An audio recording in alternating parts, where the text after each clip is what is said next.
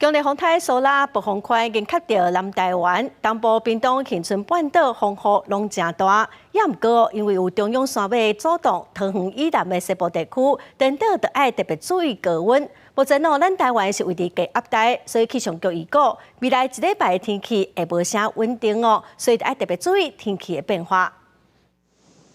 强烈风台苏拉强度继续增加，伫11点的时，风台中心当咧台湾南边190公里的所在，暴风圈已经卡到南台湾，未来会继续往西北西的方向行。目前已经为东半部，尤其台东甲屏东带来大风甲雨水。气象局也将对这寡地区发布大雨甲大水雨特报。直到明天白天这段期间。 主要降雨的热区，除了东半部地区，特别要注意，都是刚才提到的台东南端，还有屏东南端、恒春半岛这些地方，下雨的情况依旧是比较持续一点点。随着台风明天持续向西移动，环境比较偏南风以后，到时候在中南部地区，其实天气也是比较不稳定。 因为中央山脉三十台湾东半部偏西半部天气是差真济，桃园以南要注意36度以上的高温。明仔载开始，唔那中南部天气会开始无稳定，因为台湾当咧低压带当中，未来一礼拜都要注意天气的变化。在台湾南端是有个9号台风苏拉，另外在东侧。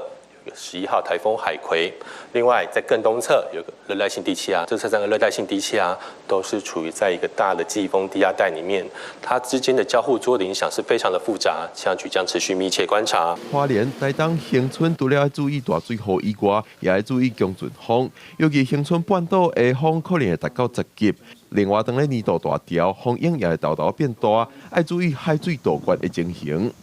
记者郭文条随台北报道。